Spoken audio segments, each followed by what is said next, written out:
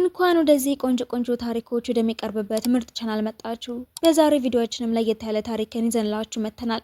ቪዲዮ ላይክ በማድረግና ቻናሉን ሰብስክራይብ በማድረግ ጀምሩት። ታሪካችን ሲጀምር ውሳኔው ተሰጥቶ ነበር። ፊርማውም አርፏል። ዊንዘር የሚለው ስም ለዛራ አሁን ምንም ትርጉም የለውም። አባቷ ሰነዱን በምግብ ጠረጴዛው ላይ ልክ እንደ ንግድ ሀሳብ አንሽራቶ ያቀርብላታል። የመጨረሻና የማይደረደሩበት ሆኖ የቀረበው ይሄ ሰነድ በሚቀጥለው ወር እንደምታገባ የሚገልጽ ሲሆን ዛራ በወረቀቱ አናት ላይ በደመቀ ቀለም የተጻፈውን ካንግ ጋይሆን የሶል ዋና ስራ አስፈጻሚ የሚለውን ስታየው ደንግጣ እንኳን ላገባው ጭራሽ አላውቀውም እኮ ብትልም አባቷ ግን ማወቅ አያስፈልግሽም አባዬ ብላ ብትጮህ መልሱ ይሄ ውይይት አይደለም ዛራ ስምምነቱ ተጠናቋል የሚል ነበር።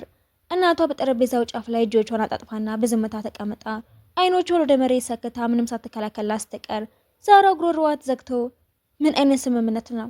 ይህንን ቤተሰብ ከኪሳራ የሚያድነው ስምምነት ነው። ቆይተሽ ታመሰግኛለሽ። ዛራ በድጋሚ ወደ ውሉ ተመልክታ ከታች በኩል በፋይናንሻል መልሶ ማዋቀርና የዕዳ ስረዛ ምትክ ሙሽራዋ ለ2 ዓመታት የሚቆይ ጋብቻና አብሮ መኖር ተስማምታለች የሚለውንናም በአደጋ ምክንያት የመንቀሳቀስ ችሎታው የተገደበ የሚለውን አንቀጽ ስታነብ አባቷ የቁማር ዕዳውን ለመክፈል ልጁን መራመድ ለማይችል ባለሀብት እንደሸጣት ትረዳለች። ፈቃዷን የጠየቃትም ማንም አልነበረም። አንዳንዴ ጋብቻ በፍቅር ላይ አንዳንዴ ደግሞ በህልውና ላይ ይመሰረታል።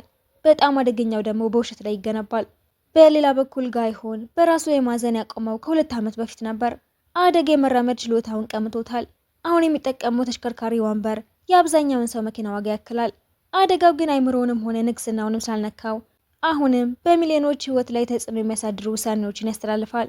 ነገር ግን ሰዎች በሀዘኔታ ስለሚያዩትና የገዛ ቤተሰቦችም ጭምር ከድርጅቱ ሊገፉት ስለሞከሩ ይህንን የ2 ዓመት የውል ጋብቻ እንደ ንግድ ስምምነት ተቀብሎታል። ያለ ስሜትና ያለ ውስብስብ ነገር ለ2 ዓመታት ቆይተው በዝምታ ለመፋታት ይወስናል። እሱ ግን ጭራሽ ውሉን የፈረመውም ሳያት ነበር። መታ እንድታገኘው ያዝናም በ43ኛ ፎቅ ላይ ወዳለው ዘመናዊ መኖሪያ ውስጥ ትወሰድ። የጠበቀችው የደከመ ሰው ቢሆንም ያገኘችው ግን ትከሻው ሰፊና በጥቁር ሱፍ የደመቀ ጠንካራ ሰው ነበር። ጋይሆን ተሽከርካሪ ወንበሩን አዝሮ ወደ እሷ የተመለከተ መጣሽ አንተ ነህ ጋይሆን በትንሹ ፈገግ ብሎ አዎ ውሉን አንብበሻል ብዬ አስባለሁ። እዚህ የመጣሽው ሚስቴ ለመሆን ሳይሆን ለ2 ዓመት የሚቆይ የንግድ አጋሬ ለመሆን ነው። ስለ ዛሬ ድንጋጤ ይህ ሁሉ ለእኔ እንደ እስር ቤት ነው የሚሰማኝ። እሱም ወደ እሷ የተጠጋ እስር ቤት ሊሆን ይችላል፣ ነገር ግን በጣም ውድ እስር ቤት ነው። አባትሽ የፈለገውን አግኝቷል። አሁን ደግሞ አንቺ የድርሻሽን ማውጣት አለብሽ በማለት እውነታውን ይነግራታል። የጋይሆን ፊትና መልክ በጣም ቆንጆ ሲሆን አይኖቹ እስካሁን ካየቻቸው ሁሉ የበለጠ ኃይለኞች ነበሩ።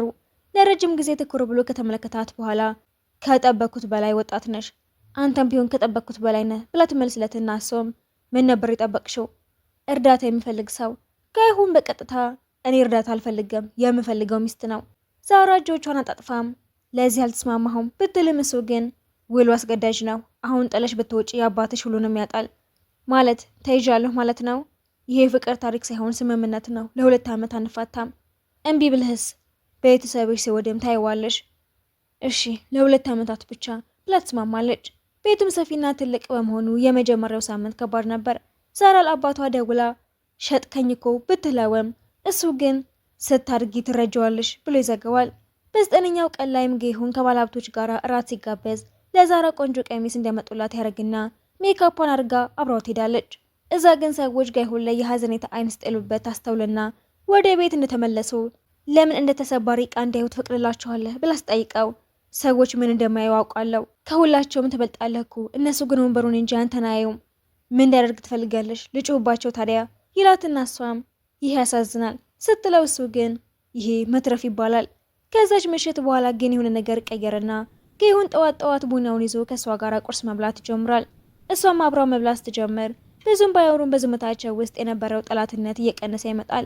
በአንድ የቁርስ ሰዓትም ከዚህ በፊት ምን ሰሪ ነበር? በህዝብ ጤና አጠባበቅ የድህረ ምረቃ ተማሪ ነበርኩ ስትለው እሱም ቅንድቡን ከፍ አድርጎ ያንን ትተሽው መጣሽ? ምንም ምርጫ አልነበረኝም ስትለው እሱም ከ2 ዓመት በኋላ ልትመለሽ ትችያለሽ። እሷም እያየችው በዚህ እስር ቤት ውስጥ 2 ዓመት ከኖርኩኝ በኋላ ማን እንደነበርኩኝ እንኳን የማስታውስ አይመስለኝም። እሱም ለጥቂት ጊዜ ትኩር ብሎ ካያት በኋላ ከምታስቢው በላይ ጠንካራ ሰው ነሽ። እንዴት አወቅ? አሁንም እዚህ ስላለሽ ነዋ። አብዛኛው ሰው እስካሁኑ ድረስ ይሸሽ ነበር ብሎ ይመልስላትና ወዴት እሸሻለሁ ብትለው እሱ ባይመልስላትም ግን በአይኖቹ ውስጥ አንድ ነገር ታስተውላለች። የታሰረ ሰው ስሜት። እንደሚገባው የሚገልጽ እይታ ነበር። በመካከላቸው ያለው ነገር ግን ቀስ በቀስ እየጨመረ ይመጣል። ግን የፍቅር ስሜት ባይሆንም የሆነ ነገር ግን ነበረ። ዛራ ብዙ ነገሮችን ማስተዋል ትጀምራለች። እስከ ሌሊት ቢሮ ውስጥ ሲሰራ በራሱ ጥረት አካሉ ለማጠንከር ሲታገልና እርዳታ በሚያስፈልገው ጊዜ እንኳን ማንንም አለመጠየቁን ትረዳለች።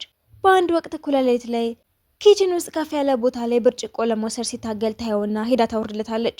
እሱ ግን እርዳታ አልፈልግም፣ አውቃለሁ ግን እዚህ ስለነበርኩኝ ነው ብላ ብርጭቆውን በውሃ ሞልታ አጠገቡ አስቀምጣለት ትሄዳለች።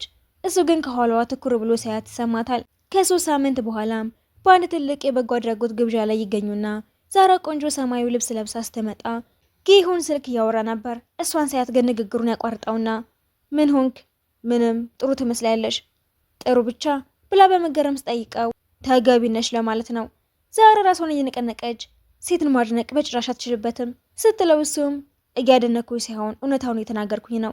በሚቀጥለው ጊዜ ጠንከር ያለ ምስጋና ወይ ደግሞ አድናቆት እሞክራለሁ ሲላት ፊቱ ላይ ትንሽ ፈገግታ ይታይበታል። በግብዣው ላይም ሰዎች ሁሉ ወደ እነሱ ይመለከቱ ነበር። አንድ ባለሀብት ቀርቦ አቶ ካንግ በድጋሚ ማግባትህን አላወኩም ነበር። ጌሁን በረጋ ድምፅም አልደገምኩም፣ ይሄ የመጀመሪያ ትዳሬ ነው። ሰውየው ዛራን በንቀት እያየ እንዴት ዘመናዊ ነህ ሲለው እሷ ቢከፋትም እሱ ግን አልተሸነፈም ነበር። ባለቤቴ በህዝብ ጤና አጠባበቅ ዘርፍ ተመራማሪ ነች። ምናልባትም ያልተዳረሱ ማህበረሰቦች ላይ ያደረገችውን ጥናት ሰምተኸው ይሆናል ስለው ሰውየው ደንግጦ አይ አልሰማሁትም፣ ያሳዝናል፣ ጥናቷ በጣም አስደናቂ ነበር ብለው ወንበሩን ወደ እሷ አስጠግተው ሰውየውን ሸኘዋል። ዛራ ገርሟትም ስለ ጥናቴ መች ነገርኩ? አንቺ ከመምጣትሽ በፊት በነበረው ምሽት ያዘጋጀሽውን ጽሑፍ አንብቤዋለሁ። ለምን? ባለቤቴ ስለሆንሽ ማን እንደሆንሽ ማወቅ ነበረብኝ ስላት በልቧ ውስጥ የሆነ ደስታ ይሰማታል። በዛራ ልብ የፍቅር ስሜት ይሰማታል። ያንን ስሜት በውስጧ ደብቃ ልታፍነው ትሞክራለች። ሆኖም በመካከላቸው ያለው ግንብ ግን ቀስ በቀስ እየፈረሰ ነበር። አብረው ራት መብላት ይጀምራሉ። ስለ ኩባንያው፣ ስለ ምርምሯና ስለ ከተማዋ ያወራሉ። ምንም እንኳን የግል ጉዳይ ባይሆንም ግንኙነታቸው ግን እየጠነከረ ይሄዳል። አንድ ምሽትም ጌሁን ለምንድን ነው እንደዚህ የምታረጊው ግን ብሎ ይጠይቃታል። እሷም ከሳህኗ ላይ ቀና ብላ ምኑን? ይህንን ሁሉ ጋብቻውንና ውሉን ማለት ነው። እሷም በጉዳዩ ላይ በደንብ ካሰበች በኋላ አባቴን እጠለዋለሁ፣ በዚህ ሁኔታ ውስጥ መገኘት የሚያነድደኛል። ግን አንተም ብትሆን ይህንን እንድታረግ አልተገደድክም። እሱም ቢሆን እምቢ ማለት ይችል ነበር፣ እኔም ቢሆን እምቢ ማለት ይችል ነበር። እሱም ራሱን በመነቅነቅ እንግዲያውስ ሁለታችንም እስረኞች ነን ማለት ነው። በጣም የሚያምር መኖሪያ ያላቸው እስረኞች ነን ብላ ትመልስለታለች። ከጋብቻው 1 ወር በኋላ ግን ያልታሰበ አደጋ ይደርሳል። በጂም ውስጥ ራሱን ከልክ በላይ ያስጨነቀ ያለ የዊልቸሩ ጎማ ተቆልፎ ይገለበጣል። እሷም የመውደቁን ድምፅ ከኩሽና ሰምታ እየሮጠች ወጥታም እሱም መሬት ላይ ወድቆ ሳይቃሰት ታገኘዋለች። እንዳትጠጊኝ፣ እኔ ደህና ነኝ። እሷ ግን ደህና አይደለህም፣ እባክህ ልርዳህ፣ እንዳትረጂኝ ያልኩሽ ብሎ ጮህባታል። እሷም አጠገቡ ተንበርክካ ወይ እንድረዳ ትፈቅድልኛለህ፣ ካልሆነ ግን በትዕቢት ምክንያት ሌሊቱ ሙሉ እዚሁ መሬት ላይ ትተኛለህ፣ ምርጫው ያንተ ነው ስትለውም አመሰግናለሁ። እሷም ወደ ዊልቸሩ እንዲመለስ ትረዳዋለች። ከተቀመጠ በኋላም አመሰግናለሁ ስላት እሷም ምንም አይደለም እኮ ብለው ልትሄድ ስትል ዛራ ብሎ ይጠራታል። እንደዚህ አለመድኩም። ለምኑ? አንድ ሰው አብሮኝ እንዲቆይ። ዛራ ዞር ብላ ስታየው ለመጀመሪያ ጊዜ ከኋላ ያለ እውነተኛ ማንነቱን ታየዋለች። ብቸኛ የሆነ ደካማ ሆኖ ለመታየት የሚፈራና ራሱን የሚከላከል ሰው ሆኖ ታገኘዋለች። እኔ የትም አልሄድም ቢያንስ ለ2 ዓመታት ብላ ቃል ትገባልታለች። ከዚያ ምሽት በኋላ ሁሉም ነገር ይቀየራል። በመካከላቸው ያለው ርቀት ይጠፋል። በየቀኑ ቁርስና ራታቸውን አብረው መብላት ይጀምራሉ። እሱ ስለ ቤተሰቧ፣ ስለ ህልሟና ከ2 ዓመት በኋላ ምን ማድረግ እንደምትፈልግ እውነተኛ ጥያቄዎችን ይጠይቃታል። እሷም ስለ አደጋውና ሁሉም ነገር በአንድ ጊዜ ማጣት ምን እንደሚመስል ትጠይቀዋለች። እሱም ይነግራታል። ማታ ማታ ሳሎን ውስጥ አብረው ፊልም ማየት ይጀምራሉ። በመካከላቸው ያለው ስሜት በጣም ጠንካራ ነበር። አንድ ምሽት ፊልም እያዩ እንቅልፍ ወስዷትም ከሰዓታት በኋላ ስትነቃ ብርድ ልብስ ተደርቦላት ታገኛለች። ጋይሁን እዛ ባይኖርም ብርድ ልብሱ ግን የእሱን ሽታ ይሸታታል። 2 ወር ሲሞላቸው አንድ ትልቅ ችግር ይፈጠራል። የእሱ ታናሽ ወንድም በድንገት መጥቶም እጅግ ትዕቢተኛ የሆነ ወንድሙ ቤቱን ልክ እንደ ራሱ ንብረት በመቁጠር ይገባል። ዛራን እያየም እንግዲህ ሚስትህ የምትባለው እቺ ሴት ናት። እሱ በንዴት ፊቱ ተለዋውጦ እሷ የወንድምህ ሚስት ናት፣ አክብሮት አሳያት። ወንድሙ ግን ይሄ ጋብቻ የውሸት እንደሆነ ሁሉም ያውቃል፣ አክብሮት ለምን ያስፈልጋል? ጋይሁን ግን በንዴት ውጣ ብሎ ያዘዋል። ያለህን ውርደት ለመሸፈን ሚስትህን ገዝተሃታል። አንተ በጣም የምታሳዝን ሰው ነህ። በዚህ ጊዜ እሷ ወደፊት ቀርባ ያልከውን ድገሞ እስኪ ምን እንደሚከሰት ታየዋለህ። ከቤት ውጣና አክብሮትን አሳይ ብላ ትጮህበታለች። ወንድምየውም እየሳቀ ይወጣል። ጋይሁንም ይህን ማድረግ አልነበረብሽም፣ ማድረግ ነበረብኝ፣ ምክንያቱም አንተ አሳዛኝ አይደለህም፣ አንተ እኔ ካየኋቸው ሰዎች ሁሉ ጠንካራው ነህ ብላ ትመልስለታለች። እሱም አይኗን እያየ ዛራ እጅግ በጣም አመሰግናለሁ። እሷም ያኔ አንድ የሚያስፈራ እውነት ይገባታል። ይህ ጋብቻ ከዚህ በኋላ የውሸት እንዲሆን አትፈልግም ነበር። ከ3 ሳምንታት በኋላ በኩሽና ውስጥም ባልሆነ ነገር ሲከራከሩ እሱም ሁሉም ነገር ትክክል መሆን አለበት ስላት፣ እሷ ደግሞ አንተ ሁሉም ነገር መቆጣጠር ትፈልጋለህ፣ ለምን ዝም ብለህ አትኖርም? ቆይ። በዚያ ሰዓትም ፍቅራቸውን ይገላለጻሉ። ከዛ በኋላ ስሜታቸውን መደበቅ ያቆማሉ። ከይሁን ክፍል ውስጥም አብረው ማደር ጀምራሉ። እሱ ስለ አደጋው፣ እሷ ደግሞ ስለ አባቷ ቁማርና ስለደረሰባት ውርደት እውነተኛ ታሪካቸውን ይነጋግራሉ። ቢሆንም ግን የሁሉ ጊዜ ሊያልቅ 8 ወራት ብቻ ሲቀሩት እሱ ራሱን ማራቅ ይጀምራል። ዛራም ለምንድን የምትደበቀው? 8 ወራት ብቻ ነው የቀሩት፣ ከዛ በኋላ ነጻ ትሆኛለሽ። ይህንን ትፈልገዋለህ ብላ ትጠይቀዋለች። አንቺ የተሻለ ህይወት ይገባሻል፣ እኔ ግን ዊልቸር ላይ ነኝ ስላትም እኔም ወደው አንተን ነው ዊልቸሩን አይደለም፣ ላጣሽ አልፈልግም ስላት፣ እሷም እንዳትለቀኝ ትለዋለች። እሱም የሁሉን ጉዳይ ለመፍታት ጠበቃ ያማክራል። የዛራ አባት ያለባቸውን ዕዳ ሙሉ በሙሉ ይሰርዘዋል። ለምን እንደዚህ ያደረግ? እዚህ እንድትቆይ የምፈልገው ስለተገደድሽ ሳይሆን ስለፈለግሽ ነው። ዛራም እቆያለሁ ብላ ቃል ትገባለች። በመጨረሻም የጌሁን ቤተሰቦች ጉዳዩን ሰምተው ስብሰባ ይጠራሉ። አባቱ በንዴት እየጮኸ ቤተሰባችንን እያዋረድከው ነው። እሱ ግን ወደ አባቱ ቀርቦ አይኑን እያየ ክፍሉን ጸጥ የሚያደርግ አንድ ትልቅ ንግግር ይናገራል። ከዛም ጌሁን ዊልቸሩን በማዞር እየወጣን ነው። በመኪና ውስጥ እያሉ ዛራም ምንድን ያልከው ብላ ጠይቀዋለች። እሱም በእኔ ማመኑን ባቆመበት ቀን ህይወቴን የመቆጣጠር መብቱን እንዳጣ ነገርኩት። እሱን ደስ ለማሰኘት እየሞከርኩ መከራን ከመቀበል ይልቅ ከአንቺ ጋር ሆኜ መኖር እንደመመርጥ ነገርኩት። እሱም እጇን በደንብ አድርገው ይዞ እወድሻለሁ ሲላትም እኔም እወድሃለሁ ብላ ትመልስለታለች። ከ6 ወራት በኋላ የጋብቻ ቃላቸውን ያድሱታል። ይህንንም ያደረጉት ስለተገደዱ ሳይሆን ፈልገው ነበር። ስርዓቱ ጥቂት የቅርብ ጓደኞች ብቻ የተገኙበት ቀለል ያለ ሲሆንም ቀለበት ካደረጉ በኋላም ሌላው ፕሮግራም ይካሄዳል። ከ1 ዓመት በኋላም ዛራ የማስተርስ ዲግሪዋን ትጨርሳለች። ከይሁን ሁሉም ነገር ስላመቻቸላት የጥናት ጽሑፏን በቪዲዮ ጥሪ ትቀላቀላለች። ውጤቷን ስታውቅም መጀመሪያ ላይ የነገረችው ለሱ ነበር። እሱም ሻምፓኝ ገዝቶ በመቀዝቀዣ ውስጥ አዘጋጅቶ በረንዳ ላይ ሆነው የከተማዋን መብራት የተመለከቱ ያከብራሉ። እሱም በአንቺ ኮራለሁ፣ ያላንተ እርዳታ ይህንን ማድረግ አልችልም ነበር። ለብቻሽን ብትሆኚ ማድረግ ትቺ ነበር፣ ግን በመርዳቴ ደስ ብሎኛል። ከ2 ዓመት በኋላም የመጀመሪያ ልጃቸውን ይወልዳሉ።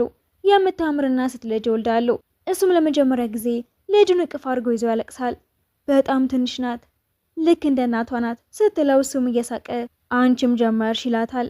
ከልጃቸው ጋር ሲጫወት ስታየው ያንን ያህል ርህራሄና ፍቅር ሰጣት ስትመለከት አንድ ነገር ትረዳለች። እሱ ለረጅም ጊዜ ለእሷ እንደማይመጠን ያስብ ነበር፣ ግን እሱ ሁሉ ጊዜም ለእሷ ሁሉ ነገሯ ነበር። ስሟንም ግሬስ ብለው ይጠሯታል። ምክንያቱም ፍቅራቸው ልክ እንደ ስሟ ለእርስ በርስ ጉድለታቸው ላለፈውና ለወደፊት ህይወታቸው ጸጋ ስለነበረ ነው። ዛራም እሱ ዊልቸሩ ላይ ሆኖ ልጃቸው ደግሞ ተኝታ ታሪክ ሳይነብላት ስታየው አንድ መሰረታዊ እውነት ይገባታል። ፍቅር ማለት ፍጽምና አይደለም። ፍቅር ማለት ሁሉም ነገር ችላ ብሎ በየቀኑ ያንን ሰው መምረጥ ማለት ስለሆነ ሁሉ ጊዜም ቢሆን እሱን ትመርጠዋለች። ከአመታት በኋላም አንድ ሰው ዛራን በጋብቻው ትቆጫለሽ ወይ ብሎ ሲጠይቃትም ፈገግ ብላ ለ3 ወራት ያህል ተቆጭቼ ነበር፣ ከዛ ግን በፍቅር ወደኩና ሁሉም ነገር ተቀየረ። ምን ተቀየረ ሲሏትም እስረኛ አለመሆኔን ተረዳሁኝ። በስልጣንና በገንዘብ በሚመራ ዓለም ውስጥ ፍቅር ሁሉ ጊዜ ማስተማማኝ ምርጫችን ነው። ታሪካችንም እዚህ ላይ ያበቃል። በሌላ በቆንጆ ታሪኮች እስከምንገናኝ ሰብስክራይብ ያደረጋችሁ ጠብቁን።